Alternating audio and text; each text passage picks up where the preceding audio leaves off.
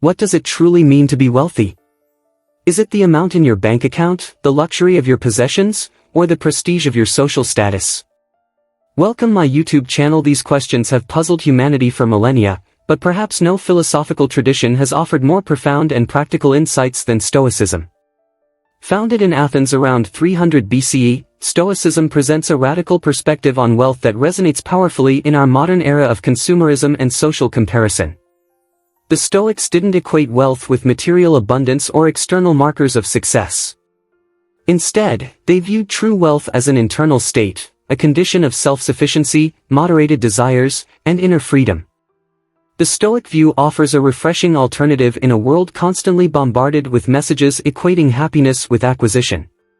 It challenges us to look beyond the superficial trappings of wealth and consider what truly enriches our lives.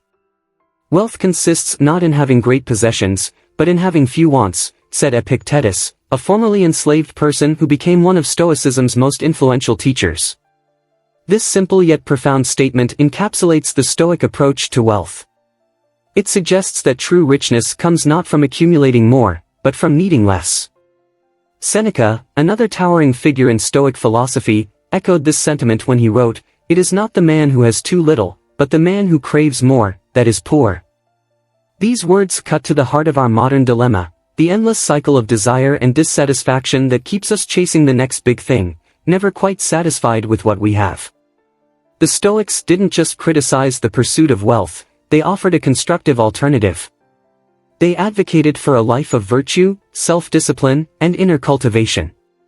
"He is the most powerful person who has power over himself," Seneca advised, pointing to self-mastery as the ultimate form of wealth. This perspective invites us to redefine what it means to live a prosperous life. It encourages us to look inward for fulfillment rather than constantly seeking it in external circumstances. The Stoics teach us that true wealth lies in our ability to find contentment in the present moment, cultivate wisdom and courage, and live in harmony with our deepest values. In this video, we'll explore the Stoic approach to wealth. We'll examine how to define personal wealth in a way that aligns with our authentic selves, not societal expectations. We'll discuss the liberating practice of knowing what is enough and how it can free us from the tyranny of endless wants. We'll also delve into the counterintuitive Stoic practice of voluntary poverty, a powerful tool for cultivating gratitude and resilience. And we'll explore how to build genuine, lasting wealth by developing our inner resources and living a life of purpose and integrity. The wisdom of the Stoics offers us a pathway to a more prosperous, meaningful existence. It shows us that the wealthiest life is not filled with the most possessions, but the one most aligned with our values, most at peace with itself, and most open to the richness of human experience. Stoics, through their keen observations and life experiences, developed a profound understanding of the paradoxical nature of material wealth. Their insights challenge our conventional notions of what it means to be rich, offering a perspective that is both enlightening and liberating. Let's begin with Seneca, one of the most influential Stoic philosophers. In one of his letters, he writes, "Money doesn't make you rich. These individuals have riches just as we say we have a fever when the fever really has us." This powerful metaphor reveals Seneca's view that wealth often possesses people rather than vice versa. Seneca observed that many wealthy individuals in Rome were paradoxically among the poorest in spirit. Money had made them obsessive, controlled their schedules, and surrounded them with insincere flatterers. Instead of providing freedom, their wealth had become a burden, enslaving them to constant worry and the fear of loss. This idea is echoed in another of Seneca's quotes, "It is not the man who has too little, but the man who craves more, that is poor." Here, Seneca points to the greedy nature of desire. No matter how much wealth one accumulates, one remains spiritually impoverished if the craving for more persists. Epictetus, another towering figure in Stoic philosophy, shared this perspective. A formerly enslaved person who gained his freedom and became a respected teacher, Epictetus had a unique insight into the true nature of wealth and liberty. He once shared a story about a man who had been offered a lucrative job by Emperor Augustus. The man came to Epictetus boasting about the money and fame he would gain. Epictetus, however, was unimpressed. He responded with probing questions that cut to the heart of what truly matters in life. "I told him not to touch it," Epictetus told his students. When the man protested that he would make a lot of money, Epictetus replied, "Yes, for little in return." The man argued that many people would learn his name, to which Epictetus asked, "Are you planning to be there every time someone utters your name?" When the man said his name would outlive him, Epictetus said, "So will a rock you carve your name into." Finally, when the man boasted about wearing a gold crown, Epictetus delivered the coup de grace, "And they will put a crown made of roses on you for your funeral.